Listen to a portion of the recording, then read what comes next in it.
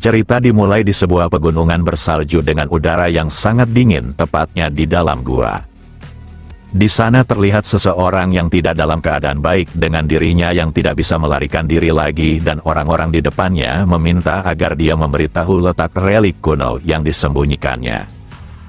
Namun sosok ini malah tertawa walau dalam kondisi yang menyedihkan, bahkan dia tak berniat untuk membocorkan letak relik tersebut.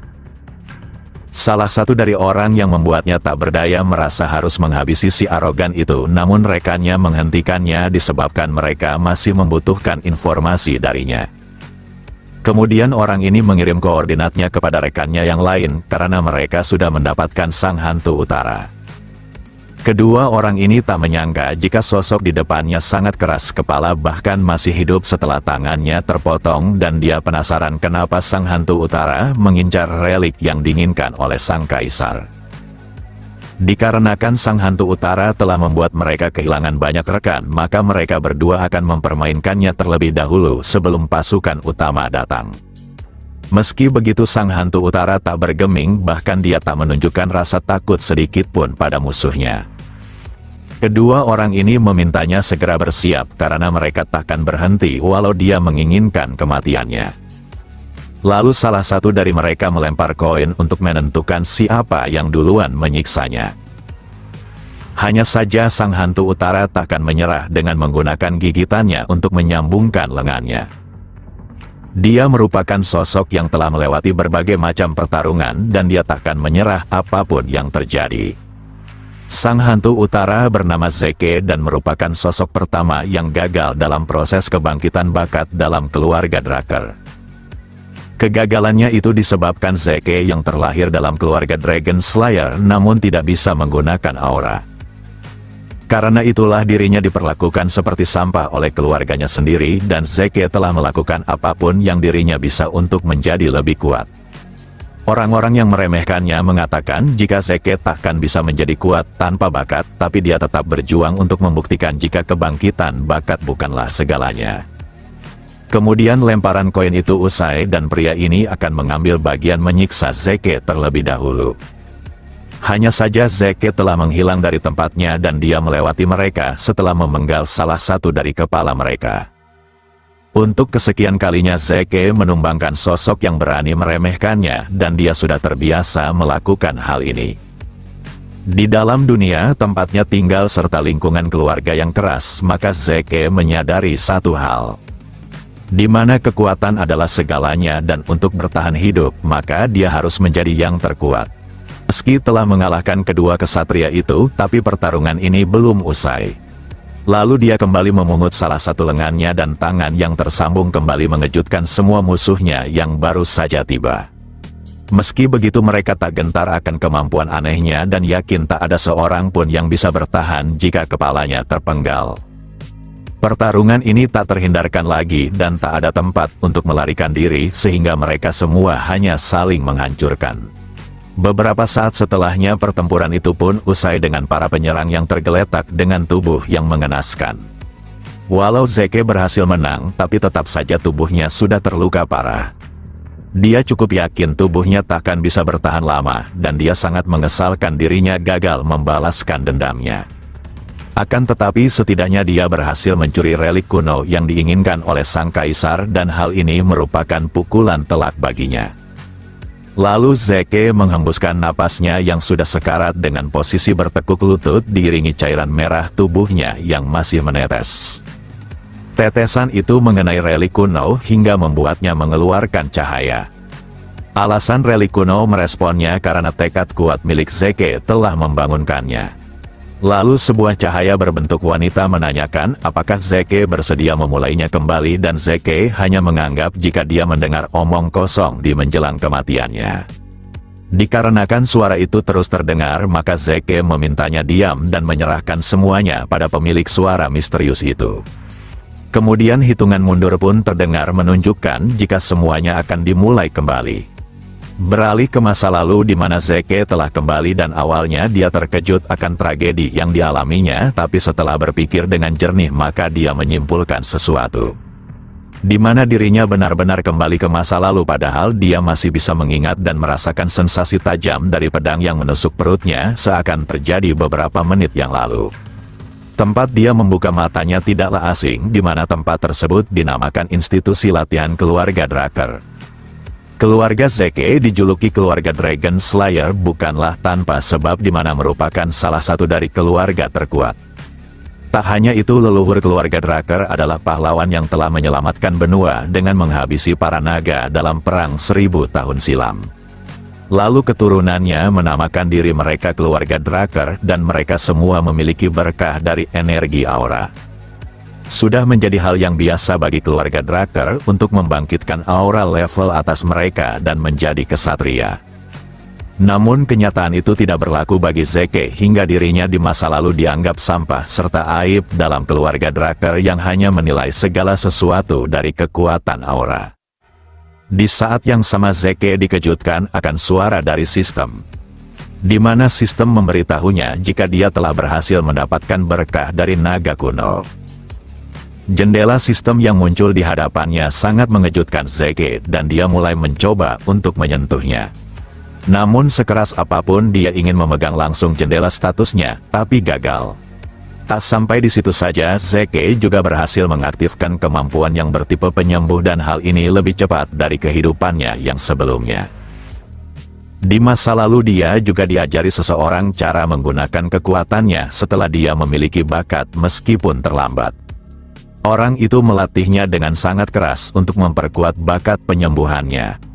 Bagi Zeke semua kejadian ini sungguh tak masuk akal, tapi dia tak punya pilihan selain mempercayainya.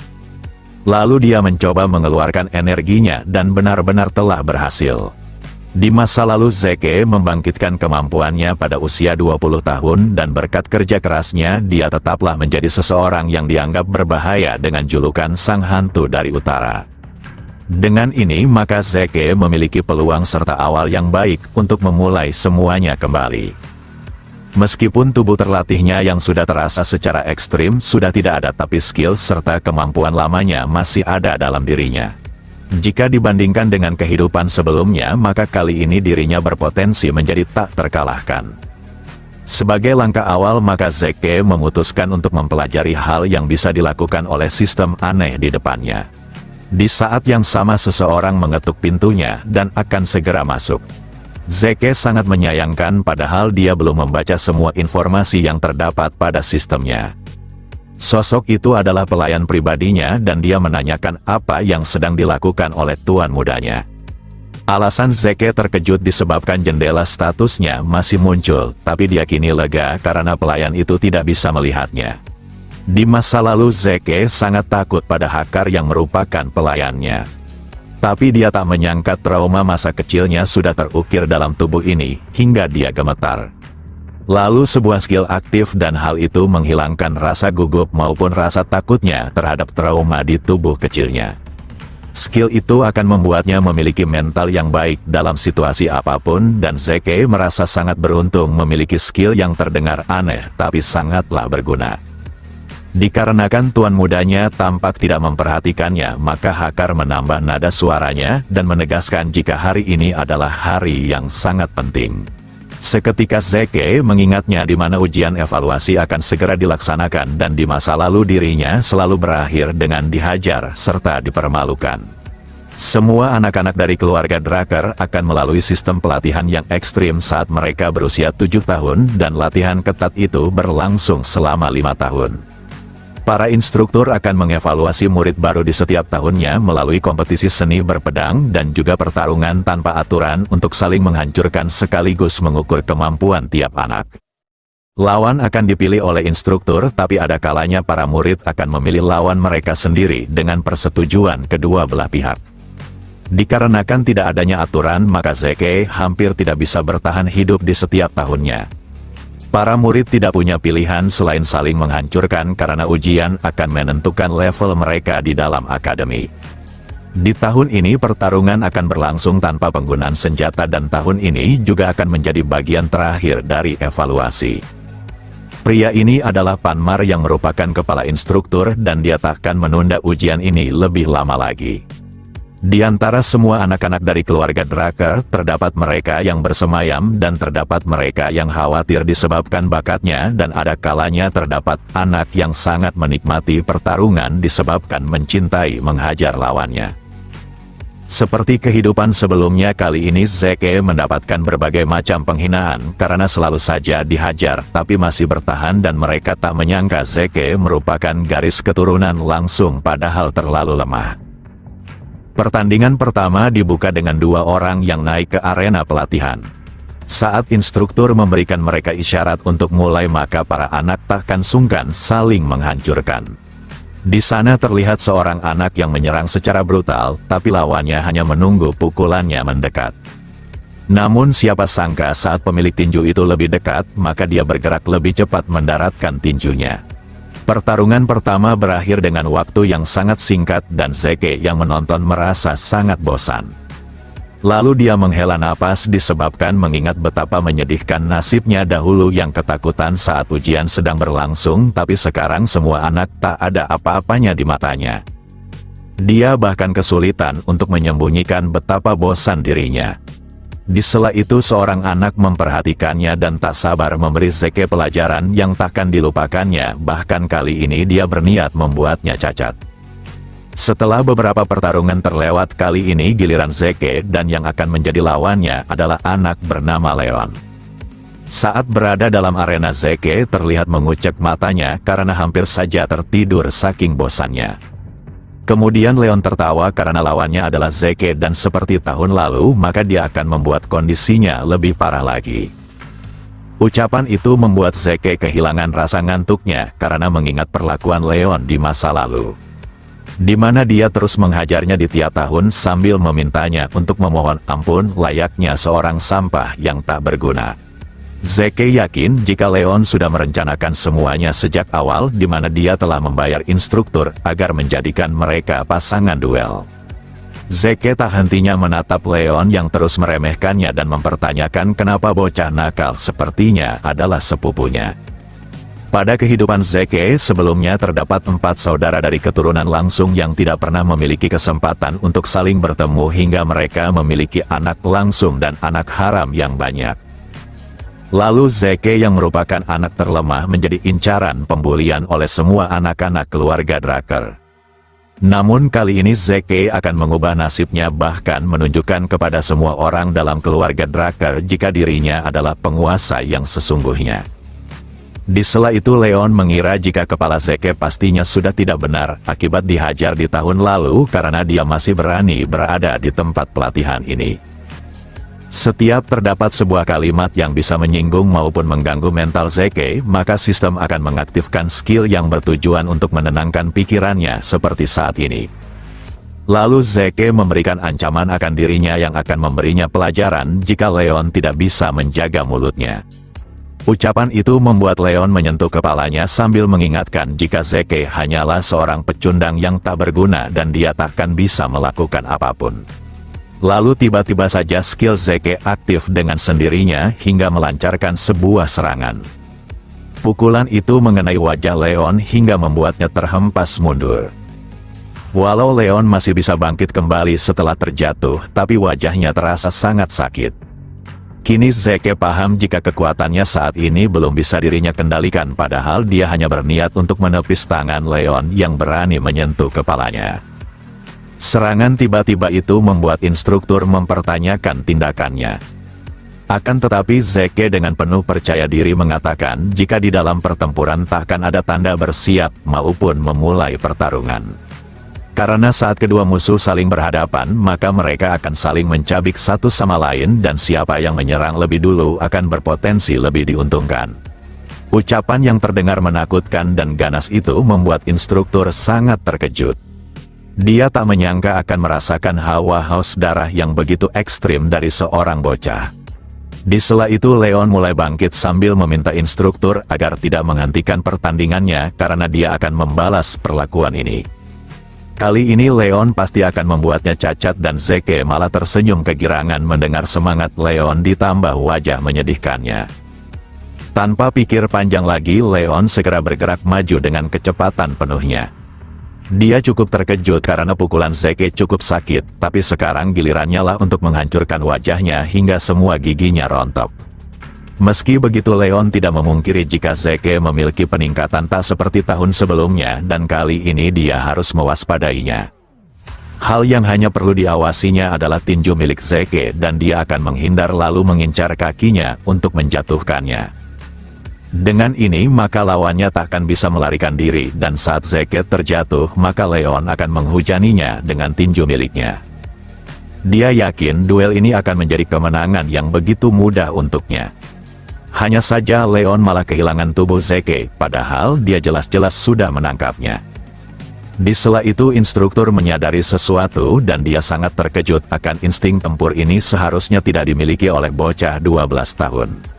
Di mana saat Leon mencoba menjatuhkannya maka Zeke dengan sengaja membiarkannya agar Leon menurunkan kewaspadaannya hingga dia mampu menyerang tepat di dagunya dengan telak. Instruktur yang melihat perubahan ini sulit percaya jika bocah lemah yang dianggap paling tak berbakat malah semenakutkan ini. Sementara itu Leon mulai merasakan dampak dari guncangan pada otaknya dan dia harus segera mundur menjaga jaraknya.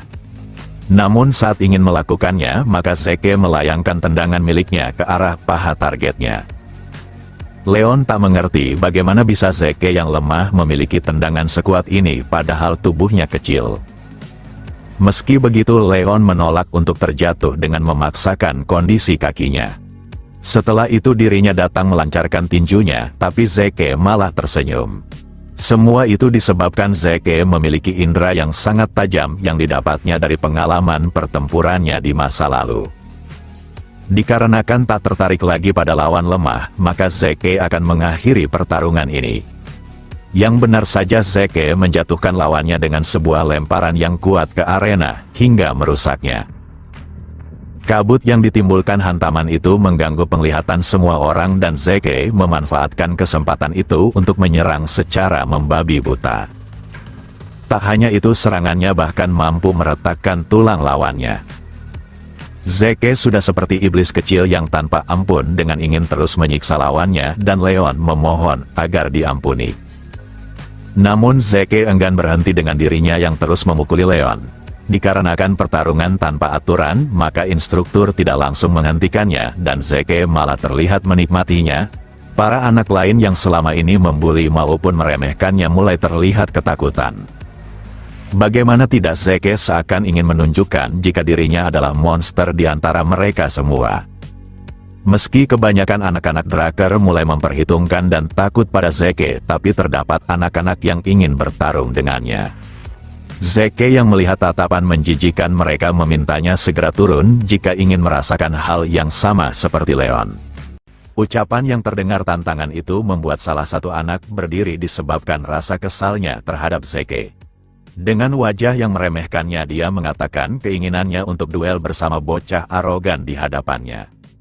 Zeke mengetahui jika bocah itu bernama Jaken sekaligus anak yang selalu membulinya di masa lalu. Agar duel itu bisa terjadi maka Zeke harus menyetujuinya, tapi dia akan merasa bosan jika lawannya hanyalah Jaken seorang diri. Maka dari itu dia meminta Liam yang merupakan pelayannya untuk menemaninya bertarung dan perkataan itu membuat Jaken sangat kesal. Sambil menampakkan wajah kurang ajarnya Zeke menganggap duel baru saja adil jika lawannya lebih dari satu. Jaken yang masih berada di tempat penonton menanyakan apakah Zeke baru saja menghinanya. Tanpa rasa takut Zeke malah tersenyum riang dengan membenarkan anggapannya. Bagi Jaken bocah lemah itu sudah terlalu kurang ajar dan dia bersumpah untuk menghajarnya sampai mati. Saat mereka berada di arena maka instruktur meminta Zeke menjaga jaraknya dan jangan memulai pertarungan tanpa aba-abanya.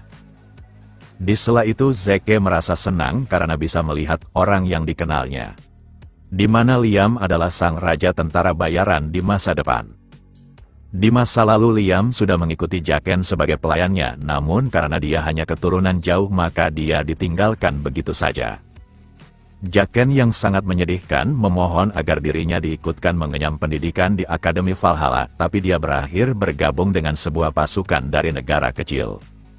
Lalu saat kerajaan tuannya runtuh, maka dia berubah menjadi tentara bayaran di mana hanya yang kuatlah yang bisa bertahan. Sebagai prajurit bayaran, Liam menjadi seorang kesatria level merah dan menyatukan ketiga kelompok besar sehingga dirinya dijuluki sebagai sang raja tentara bayaran dengan menggabungkan mereka. Bagi Zeke, pertarungan ini sangatlah menyenangkan dan hasilnya akan berbeda dari masa lalunya yang menyedihkan. Tanpa basa-basi, Jaken melesat maju dengan sebuah tinju kuatnya sambil tertawa. Tinju ini seharusnya tidak dapat dihindari oleh Zeke dan itulah yang diyakini oleh Jaken. Akan tetapi Zeke malah menampakkan wajah menyeramkannya sembari menangkis tinjunya, bahkan meminta mereka berdua untuk maju sekaligus.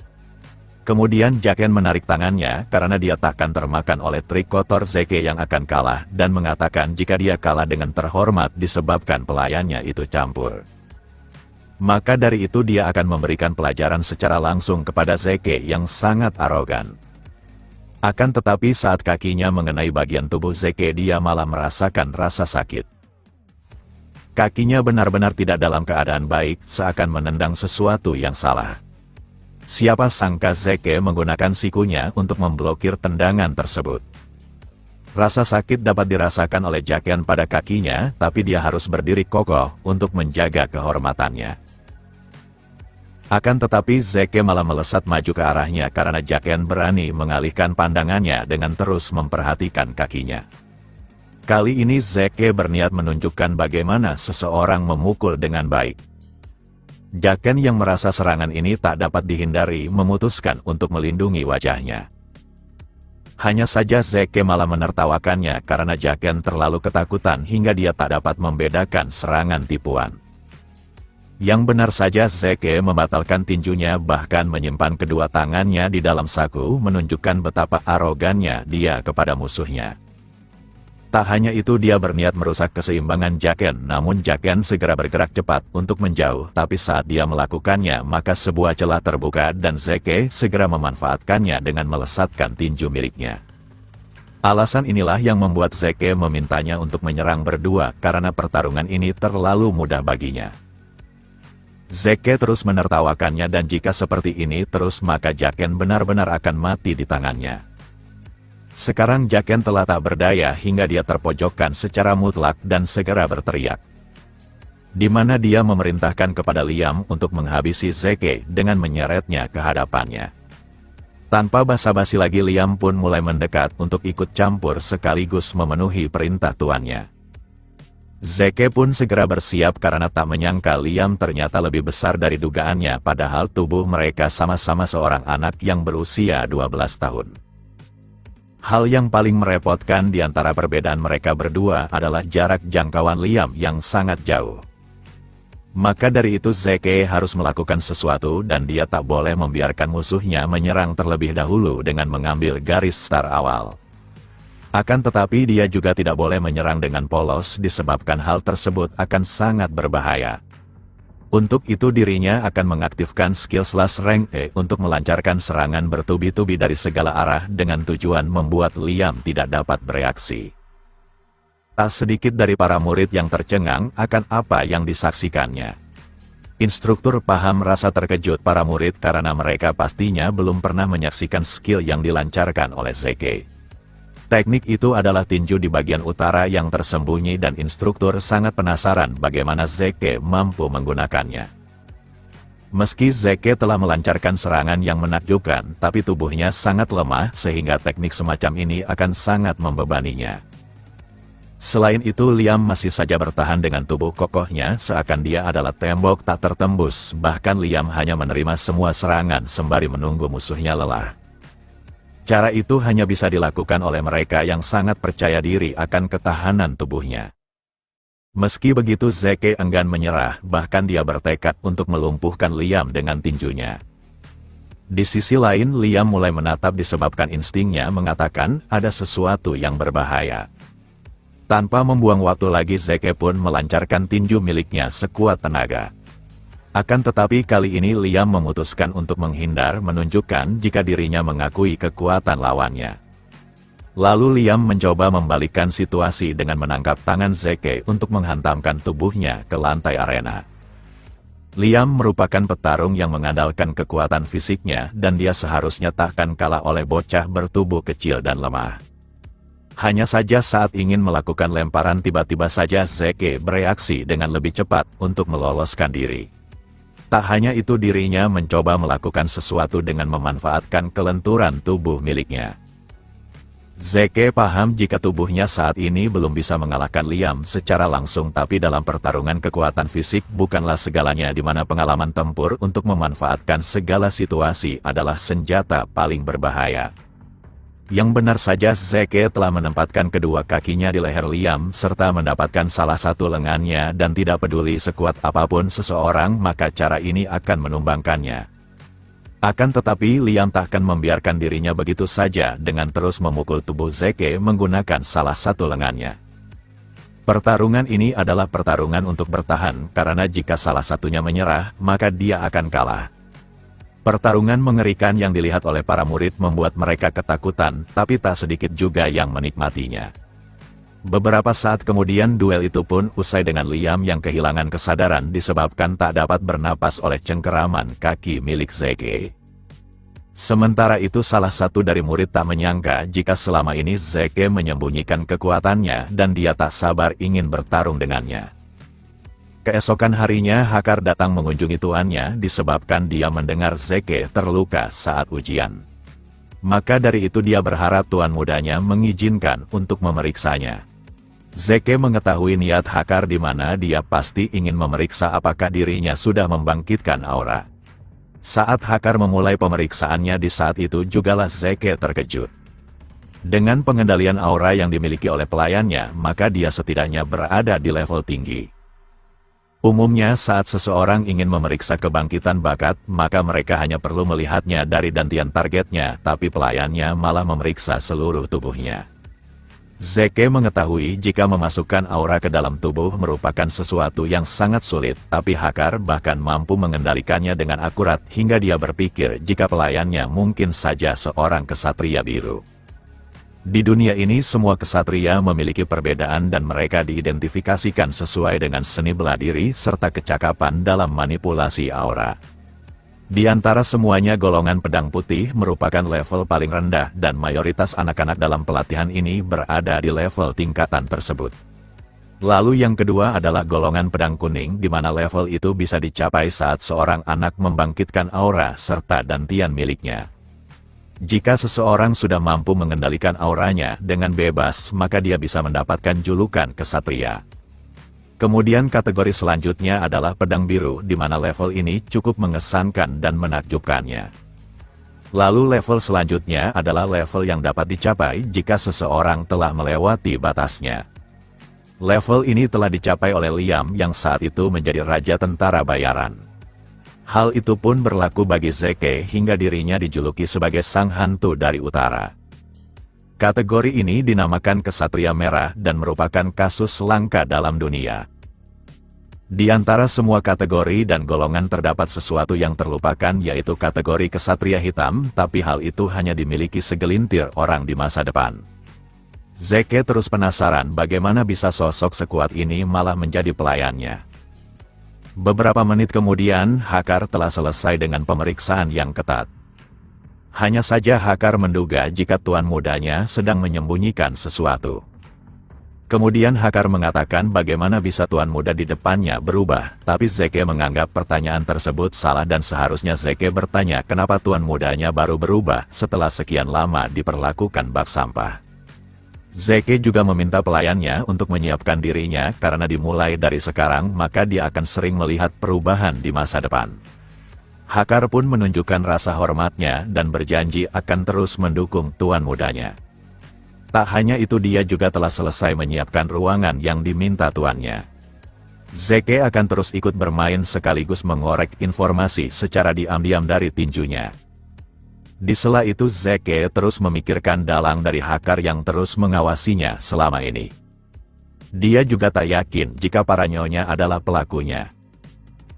Saat masuk ke ruangan, Zeke cukup dikejutkan akan tempat yang dimintanya sangat mewah. Sebelum memulai latihannya, dia memeriksa sistem terlebih dahulu dengan dirinya yang berada di kelas Healer dengan titel sang penerima berkat dari naga kuno dengan keterampilan kelas penyembuhan dan pikiran yang tetap serta pemulihan kekuatan. Tak hanya itu, terdapat skill naga yang tak bisa dilihat karena memerlukan 10 poin untuk membukanya melalui karma point. Tak hanya itu, Zeke dapat melihat beberapa teknik yang digunakannya dalam pertarungan meningkat, menunjukkan levelnya akan terus bertambah jika sering digunakan. Sejauh ini Zeke masih kebingungan karena skill itu akan aktif berdasarkan tindakannya dan apakah dia pernah memiliki skill ini sebelum regresi. Dia juga belum paham perbedaan dari skill biasa dengan kelas skill karena proses aktivitasnya juga sama. Lalu dia juga menemukan skill naga yang belum bisa dibuka walau Zeke berusaha menyentuhnya. Kemudian pemberitahuan sistem muncul di mana dia bisa mendapatkan poin karma dengan cara menghabisi monster. Menemukan monster bukanlah sesuatu yang sulit, tapi Zeke harus lebih kuat untuk menjelajah tempat yang dihuni banyak monster. Di antara semua kebingungannya, Zeke sangat penasaran kenapa dirinya bisa regresi dan dari mana sistem yang selalu membantunya berasal. Dia hanya mengerti jika kejadian ini dimulai dengan keterikatan relik kuno, tapi setelah fakta itu tak ada lagi petunjuk lainnya. Saat ini Zeke membulatkan tekadnya jika dia harus menjadikan sosok kuat agar tak hidup seperti di masa lalunya yang menyedihkan. Walau bagaimanapun dirinya adalah keluarga Drakkar yang merupakan salah satu dari keluarga terkuat di dunia ini. Ada dua kekuatan di dunia ini, yaitu aura para kesatria serta mana para penyihir, dan kesatria memperkuat aura mereka di dalam gerbang monster. Sedangkan penyihir memanfaatkan mana mereka melalui circle dan kekuatan itu sangat berkebalikan, sehingga manusia takkan bisa membangkitkan kekuatan itu secara bersamaan. Di masa lalu Zeke sangatlah sial di mana dia tidak bisa membangkitkan salah satu dari kekuatan tersebut sehingga dibuang oleh keluarganya dan menemui masternya dalam pengembaraan. Sosok itu mengajarinya banyak hal, tapi ilmu paling penting yang dirinya dapatkan adalah penyembuhan serta aula ether. Dengan melalui aula ether, maka dia mampu memanfaatkan energi alami dan hanya mereka berdua yang bisa melakukan kemampuan tersebut. Kekuatan inilah yang menjadikannya sang hantu utara bahkan mampu mengalahkan para kesatria yang memiliki nama besar. Sekarang Zeke tak menyangka dirinya kesusahan setelah berlatih selama 2 jam. Saking gigihnya Zeke mengayunkan pedang, maka kedua tangannya sampai terluka. Namun dengan berkat skill penyembuhannya, maka Zeke dapat pulih seperti sedia kala. Di kehidupan masa lalunya skill penyembuhan adalah sesuatu yang sangat langka, bahkan Zeke baru mengetahui adanya skill tersebut setelah diberitahu masternya. Jika dirinya menggunakan skill itu saat bertarung dengan Liam, maka orang-orang pasti akan menaruh perhatian padanya karena melihat sesuatu yang seharusnya tak ada. Dengan skill penyembuhan ini, maka Zeke pasti bisa bertambah kuat dengan cepat. Dia hanya berlatih lebih keras dari siapapun dan saat kelelahan maka dia akan memulihkan tubuhnya kembali dan memulai pelatihannya kembali. Siapa sangka Zeke menghabiskan waktunya dengan berlatih sampai malam dan lapangan pelatihan yang sebelumnya mulus kini mengalami kerusakan. Seminggu kemudian para anak-anak selalu membicarakan tentang perubahan yang dialami oleh Zeke. Lalu terlihat seseorang yang sedang makan dengan lahap dan orang ini bernama Reina. Keempat anak-anak ini memiliki kedudukan serta latar belakang keluarga yang terkenal sehingga diperlakukan lebih elit dibandingkan anak lainnya. Anak ini bernama Owen Simon dan dia meminta Jaken untuk makan yang banyak karena dia membutuhkan energi untuk duel berpedang nantinya. Jaken yang sudah dihajar oleh Zeke masih saja bersikap sombong dan meminta Owen untuk tidak membuat masalah dengannya. Dikarenakan Owen terus menceramahinya, maka Jaken segera berteriak menunjukkan kemarahannya. Di sisi lain Reina mencoba makan dengan tenang malah terganggu hingga dia menampakkan wajah kesalnya. Dikarenakan tak ingin berurusan dengan Reina, maka Jaken berhenti membuat kekacauan. Keempat anak ini mulai membahas serius akan situasinya di mana hal yang harus dilakukannya kepada Zeke Drakkar. Anak ini mengakui performa Zeke cukup baik dalam pertarungan tangan kosong, tapi siapapun mengetahui bagaimana dia dalam menggunakan pedang di mana dia membutuhkan dua tangannya untuk mengangkat sebuah pedang. Di tahun lalu, Zeke bahkan dibuatkan pedang khusus agar dia mengangkatnya karena pedang normal terlalu berat untuknya. Percakapan itu membuat Jaken sangat malu karena dia telah kalah. Jaken menganggap jika kemenangan Zeke pastinya hanya sebuah keberuntungan karena dia selalu dihajar di setiap tahunnya. Ucapan itu membuat Reina meninggalkan perjamuan disebabkan tak menyukai orang lemah yang mencoba membuat alasan. Dia menganggap jika mereka tidak bisa menerima perubahan Zeke, maka mereka tidak pantas menjadi kesatria dalam keluarga Drakkar.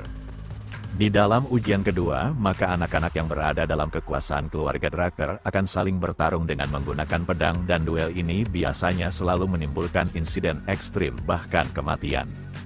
Lalu 1 bulan setelah ujian selesai, maka acara selanjutnya adalah pembangkitan aura mereka. Duel berpedang itu pun akan segera dimulai dan instruktur meminta Zeke untuk naik ke arena. Zeke pun melakukannya dengan rasa penuh percaya diri dengan membawa sebuah pedang di pundaknya. Hanya saja orang-orang malah mentertawakan pedang besar yang dibawanya dengan berpikiran jika Zeke akan lebih kuat dengan pedang besar itu. Siapa sangka lawannya kali ini adalah Reina. Tanpa basa-basi Reina menantangnya untuk duel dan dia berharap Zeke tidak melarikan diri. Jika ini adalah kehidupan di masa lalunya, maka Zeke mungkin saja akan ketakutan. Tapi sekarang dia malah kegirangan dan dengan senang hati menerima duel tersebut.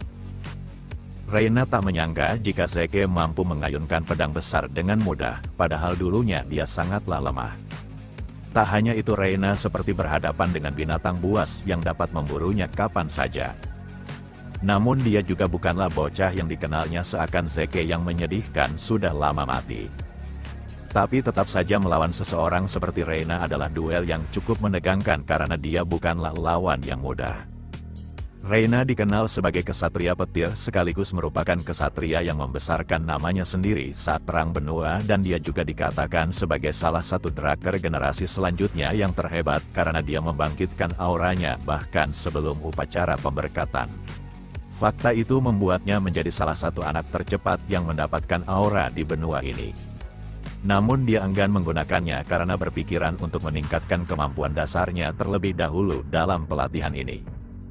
Instruktur pun memulai duel dan tanpa basa-basi Reina melesat maju dengan tebasannya dan terlihat Zeke yang melindungi kepalanya agar tak melayang. Setelah benturan pertama, Reina menjauh dari Zeke untuk bersiap akan serangan selanjutnya. Seperti dugaan Zeke, lawannya benar-benar hebat, bahkan kecepatannya bukanlah sebuah candaan. Tusukan yang diberikan oleh Reina sangatlah berbahaya. Akan tetapi Zeke menangkisnya menggunakan pedang besar miliknya walau dia haruslah terhempas. Zeke tak menyangka jika Reina lebih baik dari dugaannya. Para anak-anak yang menonton meminta Reina agar berhenti bermain dan segera menghabisi bocah arogan seperti Zeke. Walau anak-anak menganggap Reina bermain, tapi terdapat anak-anak elit yang dapat melihat kebenarannya.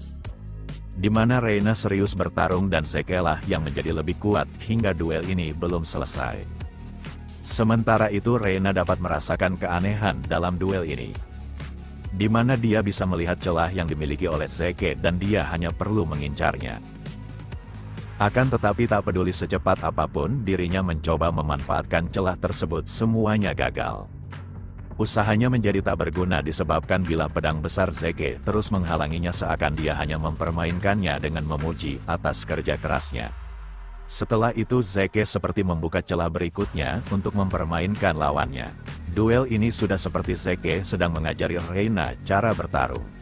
Walau dia telah berusaha keras tapi tak ada satupun serangannya yang berhasil dan arus pedangnya hanya merusak arena. Kini Reina tampak sudah kelelahan, bahkan dia cukup sulit mengatur napasnya. Di sisi lain Zeke hanya menunjukkan wajah bosannya disebabkan pertarungan ini tidaklah terlalu menarik untuknya. Meski begitu dia menganggap pedang Reina terasa seperti seseorang yang terobsesi akan kemampuan dasarnya dan hal itulah yang menahan peningkatannya. Maka dari itu Zeke berniat membuka cangkang yang menghalanginya untuk membantunya. Reina yang melihat itu cukup terkejut akan kuda-kuda rendah seperti itu. Awalnya Reina menduga jika Zeke berusaha menutup jarak mereka, tapi semua itu takkan cukup berguna karena dirinya memiliki kecepatan yang lebih tinggi, namun kenyataannya Zeke malah bergerak dengan lebih cepat dari dugaannya. Reina tak punya pilihan selain menghindarinya dan dampak tebasan itu menghancurkan lantai arena. Lalu Zeke menggunakan pedang panjang untuk merusak arena dengan lebih kuat lagi. Dia pun menciptakan sebuah tebasan yang tampak seperti tak berguna. Namun kenyataannya dia memanfaatkan lantai arena untuk memberikan lemparan kerikil kepada lawannya. Reina yang tak menduga akan serangan seperti itu tak menghindarinya hingga merusak fokus penglihatannya untuk sementara waktu. Reina mengetahui jika dia harus tetap melihat musuhnya untuk mencegah hal tak terduga. Akan tetapi Zeke sudah melesat maju ke arahnya dengan serangan kekuatan berikutnya. Kini pedang Zeke berada di lehernya dan dia pasti akan kalah. Akan tetapi Zeke malah kehilangan pedangnya dalam waktu singkat. Alasan kenapa Zeke kehilangan pedangnya disebabkan Reina telah menggunakan aura miliknya. Namun para anak-anak lainnya memuji atas kemenangan ini karena mereka tidak dapat melihatnya. Akan tetapi instruktur mengetahui jika semuanya masih tampak jelas di matanya. Di mana saat Reina terpojok maka dia memutuskan menggunakan aura yang sangat samar dengan jumlah yang nyaris tak dapat dilihat. Untuk bertarung secara adil Reina sudah berjanji untuk tidak menggunakan auranya karena anak lainnya belum membangkitkannya dan sekarang dia telah melanggarnya. Walau dianggap menang tapi Reina tidak terlihat senang akan akhir yang seperti ini. Di saat yang sama Zeke malah datang kepadanya karena baginya pertarungan ini belum selesai. Siapa sangka dia menyerang tepat di tenggorokan lawannya. Hal itu membuat Reina bertekuk lutut dengan luka yang cukup menyakitkan. Para anak-anak yang melihat itu menganggap cara yang dilakukan oleh Zeke tak lebih dari pecundang karena duel ini seharusnya dilakukan dengan pedang. Semua orang terus mencemoohnya dengan menganggap Reina adalah pemenangnya, bahkan menyebut Zeke tidak memiliki kemampuan untuk menjadi kesatria. Lalu Reina bangkit dan menganggap dirinya hanyalah lengah. Namun dia mulai berpikiran jernih tak hanya menggunakan aura, tapi jika Zeke melesat dengan kecepatan seperti itu dengan pedangnya maka dia pasti akan kehilangan kepalanya. Jadi Reina mengakui di hadapan semua orang jika dirinya telah kalah. Zeke Draker yang dipanggil manusia sampah, kini meraih kemenangan melawan salah satu anak paling berbakat dan terkenal di antara semua marga yang berpengaruh. Beralih ke sebuah tempat di mana peperangan baru saja selesai di sana dengan korban yang sangat banyak. Semua korban itu hanya dibuang ke jurang untuk menghilangkan tubuh mereka tanpa memulangkannya kepada keluarga mereka. Di sisi lain di sebuah kediaman terlihat dua orang yang sedang berbicara. Pria ini mempertanyakan bagaimana bisa Abel masih kuat minum, padahal situasinya sangat menegangkan. Namun mereka tidak membicarakan soal perang, melainkan fakta tentang kemenangan Zeke yang mengalahkan Reina. Rasa khawatir itu disebabkan Zeke merupakan anak haram dari keluarga Draker, tapi dia merupakan keturunan langsung. Abel menganggap bawahannya terlalu khawatir karena mereka masih mempunyai kesempatan hingga bulan purnama selanjutnya. Dia juga merasa ini adalah waktu yang tepat untuk kumpul keluarga. Kenyataan perubahan Zeke menarik perhatiannya dan dia ingin mengetahui bakat apa yang dimilikinya. Beralih ke 1 bulan kemudian di hari upacara pemberkatan. Zeke telah menghabiskan 1 bulan ini dengan terus berlatih tanpa henti agar dirinya tak terkalahkan. Dia juga dapat melihat semua statistik dari skillnya telah meningkat pesat dibandingkan duel dalam berpedang. Di saat yang sama pelayan pribadinya yang berada di luar mengingatkan agar tuannya bersiap karena 2 jam dari sekarang mereka akan berangkat. Keberangkatan ini adalah sesuatu yang sangat penting karena semua anak-anak dari keluarga Draker akan memulai penerimaan berkat yang dapat mengubah hidup mereka. Di dalam perjalanan Zeke terus memikirkan dirinya yang sudah lama tidak mengunjungi rumah utama. Walaupun rumah utama terletak di jantung benua di Benteng 4 Musim, tapi upacara pembukaan berkat harus diselenggarakan di rumah utama di mana legenda dari Dragon Slayer dimulai. Beberapa waktu kemudian, Zeke pun tiba di rumah utama yang disebut Sarang Naga. Di sana para anak-anak dikumpulkan di aula untuk menerima pengarahan sebelum dimulainya upacara pembukaan berkat. Di sela itu Zeke memikirkan kehidupan di masa lalu di mana dia tidak menyadari sesuatu. Yang dimaksudnya adalah para penonton merupakan bangsawan terkenal dan keluarganya juga pasti mengirim informan untuk mengawasinya. Apapun niat mereka tapi Zeke mengetahui satu hal di mana dirinya gagal maka keluarganya akan membuangnya disebabkan dalam keluarga Draker kekuatan adalah segalanya di dunia ini. Di saat yang sama Zeke merasakan kehadiran seseorang yang tak asing dan menjijikan. Seketika tubuhnya dipenuhi dendam yang teramat besar dan dia tidak menduga orang itu akan datang ke sini. Sosok itu disambut dengan baik dan orang yang berjabat tangan dengannya menanyakan apakah ada anak yang menarik perhatiannya sehingga dia datang untuk melihat upacara yang dulunya selalu diabaikan. Abel Drucker yang merupakan putra kedua dari keluarga Drucker tak membenarkan hal tersebut dan dia datang hanya untuk melihat adik bungsunya.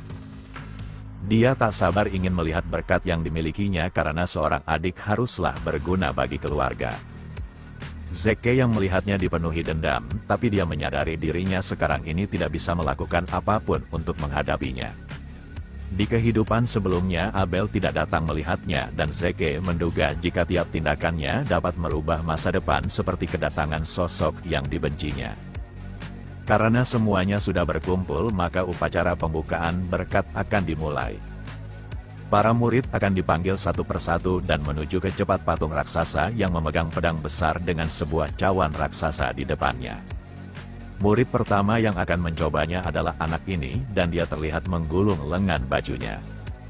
Yang benar saja dia menenggelamkan salah satu lengannya ke dalam cawan yang berisi air suci. Kemudian mereka akan mencari sebuah jarum runcing di dalam sana untuk menusuk tangannya. Setelah darahnya tercampur dengan air, maka mereka akan mulai mengetahui bakatnya. Setiap anggota garis keturunan Drucker akan membangkitkan aura tersegel mereka setelah cukup umur untuk lulus dengan umur 15 tahun.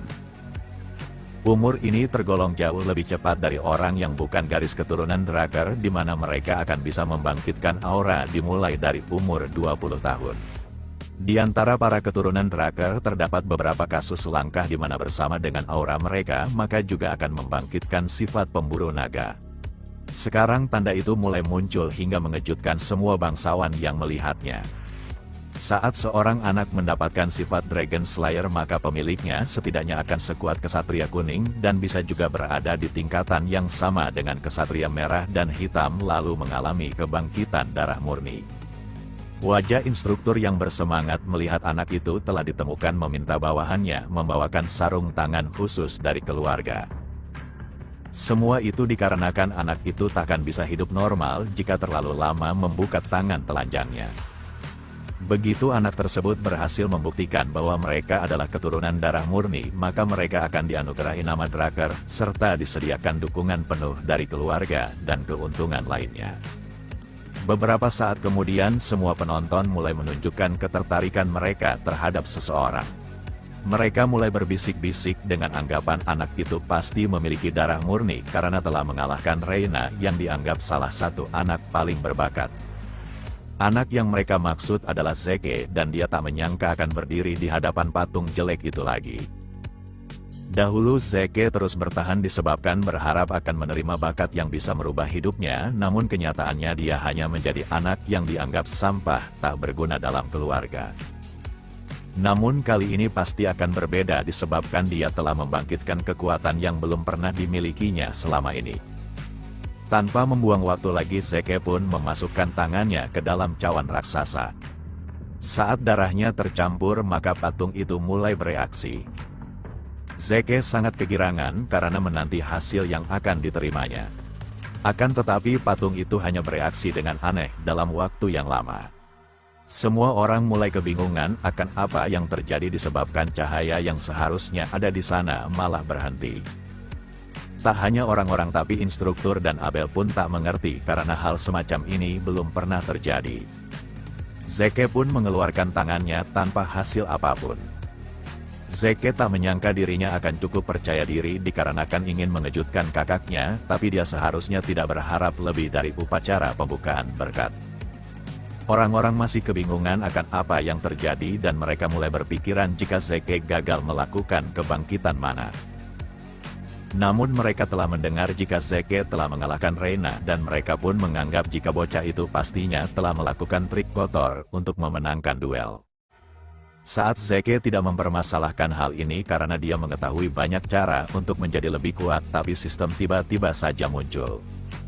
Di mana sistem meminta maaf kepadanya disebabkan terjadinya error dalam proses sehingga semuanya menjadi terhambat. Beberapa saat kemudian patung itu mengeluarkan cahaya merah menunjukkan jika hal ini sangatlah langka.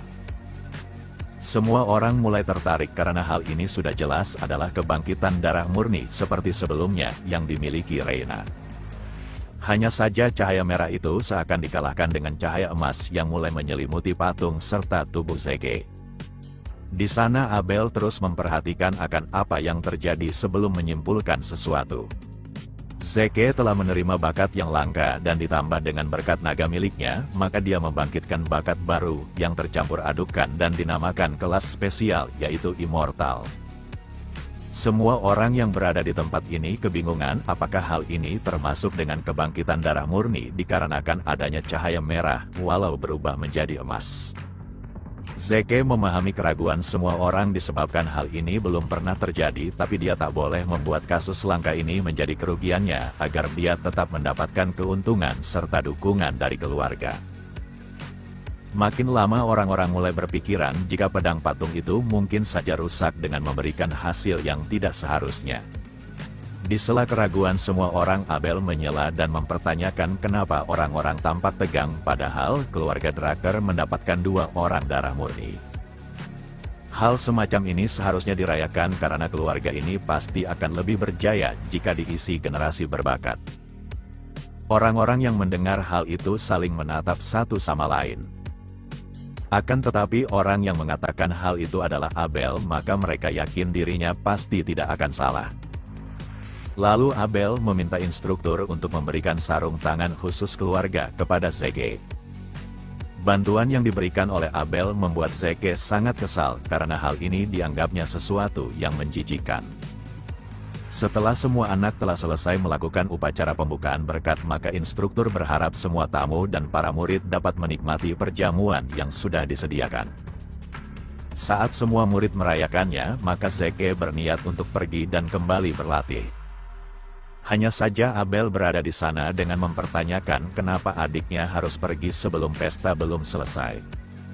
Zeke tak menyangka sosok itu akan berinteraksi dengannya secepat ini. Abel mengulurkan tangannya sambil memberi selamat atas penerimaan darah murni milik Zeke. Di sana Zeke hanya bisa tertawa polos karena saat dia menolaknya maka Abel akan secara terang-terangan memusuhinya. Untuk sekarang dia akan menahan amarahnya dengan mengikuti permainan ini. Namun saat ingin menggapai tangannya, Zeke tiba-tiba saja teringat akan masa lalunya. Dia pun menolak jabat tangan itu karena melakukan hal semacam ini dengan musuh merupakan sesuatu yang menunjukkan betapa lemah dirinya. Abel yang melihat tingkah Zeke mengatakan jika dia tak perlu bersikap canggung terhadapnya. Meski begitu Zeke takkan sudi menjabat tangannya. Lalu Abel beranjak pergi karena dia sudah lega dapat melihat wajah adiknya. Mulai dari sekarang mereka mungkin saja akan sering bertemu dan berharap dapat akrab. Walau Abel hanya menyentuhnya, tapi Zeke benar-benar sangatlah marah. Semua bangsawan mulai berharap banyak akan pencapaian Zeke di masa depan disebabkan cahaya emas baru terlihat sepanjang sejarah. Setelah sampai di kamarnya, Zeke melepaskan semua perlengkapannya. Di sana dia masih kebingungan karena semua pemilik darah murni seharusnya dianugerahi kemampuan penghambatan mana, tapi dia tidak memilikinya. Lalu dia mengeceknya dari sistem di mana dia tidak mendapatkan penghambatan mana melainkan refleksi mana. Maka dari itu Zeke harus membaca informasi yang disediakan oleh sistem sebaik mungkin. Skill refleksi mana membuat daerah distorsi yang memendam mana terhebat. Sebelumnya Zeke memiliki kelas penyembuhan dan sekarang beralih ke kelas Immortal. Namun Zeke masih kebingungan akan apa yang terjadi dan dia harus memikirkan semuanya kembali. Semua yang lulus memiliki warna kebangkitan biasa dengan aura biru. Hanya Reina yang memiliki cahaya merah menunjukkan jika dia adalah pemilik berkat darah murni. Awalnya Zeke juga memiliki warna merah, tapi kenapa malah berubah menjadi emas? Menurut sistem telah terjadi error, dan saat dia memasukkan kembali informasi kepada patung kuno maka patung perunggu tersebut mulai bereaksi. Lalu Zeke tertawa karena dia mulai memahami semuanya. Di mana patung perunggu bukanlah benda yang menentukan kebangkitan seseorang, melainkan patung itu hanya menentukan posisi kelas penggunanya di mana warna merah untuk kelas langka dan warna emas untuk kelas spesial. Patung perunggu merupakan relik kuno yang digunakan dari sebelum adanya leluhur Drakkar. Konsep kelas tidak ada di zaman ini dan hanya ada di dalam sistem, jadi patung tersebut hanya digunakan untuk memeriksa apakah penggunanya sudah dibangkitkan maupun belum.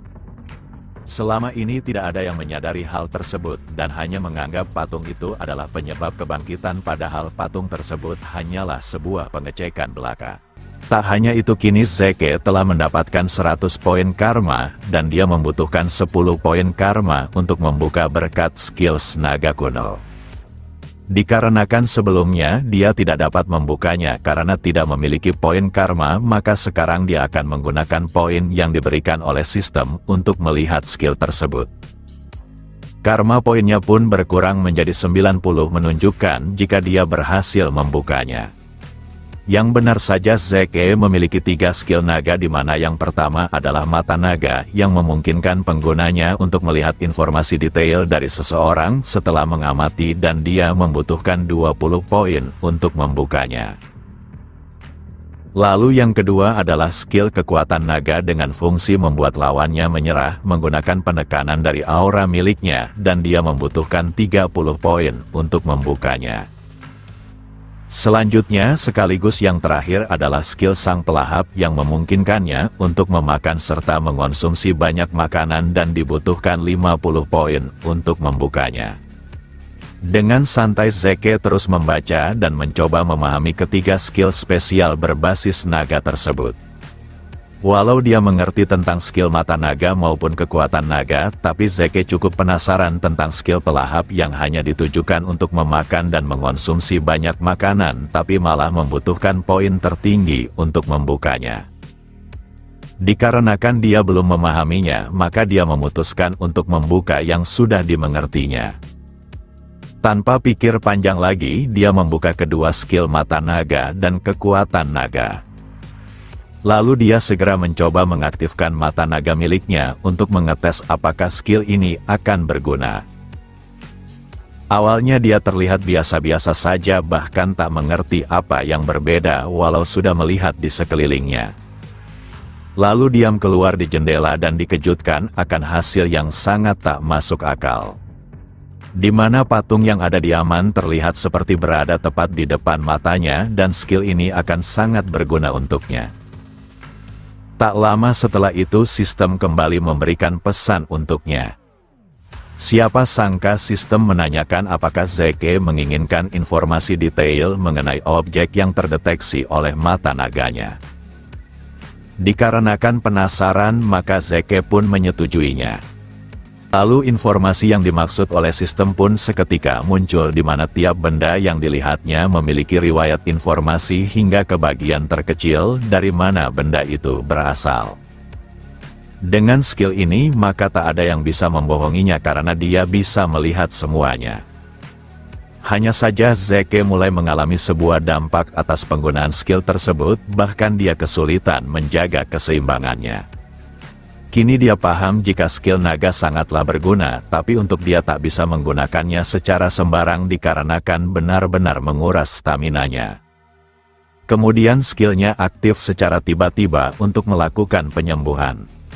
Hal ini tentu saja mengejutkan Zeke karena dia tak berniat untuk menggunakan skill tersebut.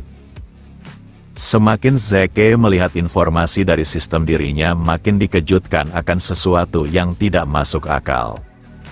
Di mana kali ini semua skillnya berubah menjadi skill pasif, bahkan levelnya meningkat walau 1 level. Dia tak menyangka akan mendapatkan skill pasif yang dianggapnya sangat overpower dengan tubuhnya yang dapat memperbaiki dirinya sendiri secara otomatis. Di kehidupan masa lalunya Zeke dapat menggunakan skill semacam ini, tapi dia tidak menggunakannya begitu saja karena resikonya sangatlah besar. Tak hanya itu, efek penyembuhannya pun terbatas dengan tidak bisa berguna saat lukanya terlalu parah. Namun sekarang dia memiliki pasif penyembuhan tanpa batas secara cuma-cuma. Akan tetapi Zeke enggan percaya begitu saja, dan dia akan membuktikannya sendiri secara langsung dengan melukai lengannya. Yang benar saja apa yang ada di sistem benar-benar terjadi, di mana lukanya sembuh secara otomatis tanpa meninggalkan bekas sedikit pun. Dengan ini Zeke yakin dirinya dapat lulus dari akademi selama 2 tahun yang seharusnya membutuhkan 5 tahun. Terdapat sebuah wilayah yang dinamakan Troy di mana Akademi Drakkar berdiri di sana sekaligus merupakan akademi terhebat di benua ini, bahkan setiap calon kesatria mau mengorbankan segalanya untuk mendaftar di sana. Sekarang Zeke telah memasuki akademi tersebut dan kedatangannya menarik perhatian semua orang. Zeke dapat menebak jika para murid di tempat ini berasal dari berbagai keluarga yang memiliki nama besar. Di antara mereka pastinya sudah membangun kekuasaannya dimulai dari dalam akademi. Di antara keluarga cabang yang mendukung keluarga Drakkar terdapat keluarga yang paling berpengaruh hingga disebut sebagai keluarga besar. Yang pertama adalah keluarga Taran yang terkenal dengan kekuatannya sekaligus di mana Reyna berasal. Lalu yang kedua adalah keluarga Zeman yang memiliki kebijakan tinggi. Kemudian yang terakhir adalah keluarga Fardik yang kaya. Zeke hanya tertawa melihat para anak-anak dari keluarga besar itu karena mereka terlihat seperti bos. Tapi bagi Zeke mereka bukanlah apa-apa dan akan mengabaikannya jika tak mencoba menyentuhnya. Lalu Zeke mengarah kepada asrama kelas tinggi yang dinamakan Platinum Mansion. Asrama ini merupakan tempat yang dilengkapi dengan ruang latihan dan perpustakaan serta fasilitas mewah lainnya. Akan tetapi tempat ini hanya terbuka dan bisa digunakan oleh murid peringkat tertinggi. Sebagai pemilik darah murni, maka Zeke dan Reyna akan bebas mengakses tempat ini. Setelah memasuki asrama, maka seorang pelayan menyambut kedatangannya. Tak hanya itu, terdapat puluhan pelayan yang memberikan penghormatan kepadanya dengan memanggilnya sebagai master. Di sana Zeke hanya tertawa karena hal ini dianggapnya terlalu berlebihan walau dia merupakan pemilik darah murni. Lalu seorang pelayan memberitahu jika Hakar telah menunggu di ruangannya. Kemudian Zeke pun ke sana dan menanyakan kenapa Hakar terburu-buru ingin bertemu dengannya. Lalu Hakar memperlihatkan sebuah peti dan dia ingin agar tuan mudanya melihatnya. Siapa sangka terdapat sebuah sarung tangan di dalam peti itu dan Zeke tampak senang akan hadiah ini. Akan tetapi dia merasa hal ini belum sempurna karena sarung tangan baru tanpa pedang baru merupakan kombinasi yang tidak cocok. Hakar yang mendengar itu merasa keinginan tuan mudanya adalah keputusan yang bijak. Ditambah dengan wilayah Troy dekat dengan gunung raksasa sehingga terdapat banyak besi berkualitas tinggi di sana. Tak hanya itu, terdapat pengrajin besi dan rumor mengatakan jika senjata pertama dari alumni akademi selalu membuat iri. Karena tuan mudanya menginginkan pedang baru, maka Hakar akan mencarikannya pengrajin besi terbaik.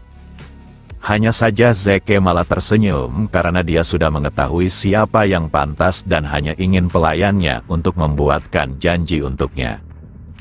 Saat Hakar membuka nama orang yang diinginkan oleh tuannya, maka Hakar cukup terkejut disebabkan dirinya belum pernah mendengar nama Galeon Halberd. Zeke juga merasa tempat ini sangat cocok untuknya disebabkan tak ada murid yang seenaknya mengganggu agar dia dapat berlatih sepuasnya. Di saat yang sama seorang pelayan datang dan mengabari jika Reyna telah mengirim sebuah undangan. Walau belum mengetahui maksud dari undangan tersebut, tapi Zeke tidak seharusnya menolak undangan itu. Saat sampai, Zeke menganggap orang yang ditemuinya benar-benar lucu. Bagaimana tidak, Reyna duduk bak pemimpin di tengah para bawahan yang mengelilinginya. Dengan melihat wajah Zeke, maka Reyna memahaminya dan meminta keluarganya untuk pergi. Di sana Zeke terus memperhatikan Reyna karena dia dapat mengontrol auranya dengan sangat baik. Hanya saja Zeke merasa jika kemampuan berpedang milik Reyna tidak sehebat seperti penggunaan mananya. Beberapa saat kemudian, Zeke telah selesai menikmati perjamuan ini. Namun dia dikejutkan akan nafsu makan Reyna yang luar biasa menunjukkan jika dia benar-benar keturunan Taran. Kemudian Reyna mulai serius hingga cukup mengejutkan Zeke di mana dia memintanya agar Zeke menerima dukungan dari keluarga Taran. Reina tak memungkiri jika mereka berdua adalah pemilik darah murni yang tentunya diberikan fasilitas mewah. Namun kenyataannya hal ini tidak memiliki manfaat bagi perkembangan mereka. Di mana pengetahuan akademis yang telah terkumpul secara berabad-abad serta instruktur pribadi untuk meningkatkan kemampuan merupakan syarat utama menjadi kuat dan keluarga Tamar dapat memberikan hal tersebut kepada Zeke. Fakta inilah yang menjadikan dukungan sebuah keluarga merupakan sesuatu yang sangat penting. Bahkan Abel Drucker, sang pemilik darah murni lainnya, mendapatkan dukungan dari keluarga Zeman yang merupakan keluarga ibunya. Walau Reina tak memahami kenapa kepala keluarga Taran ingin mendukungnya, tapi dia setidaknya mengetahui jika Zeke takkan memiliki pendukung. Maka dari itu Reina yakin jika Zeke tak punya pilihan terbaik selain menerima keluarga Taran sebagai penyedia alat untuk perkembangannya. Hanya saja dengan santai Zeke menolaknya, bahkan dia tak terlihat memikirkannya. Tingkah itu membuat Reina berpikiran apakah Zeke tidak dapat berpikir jernih.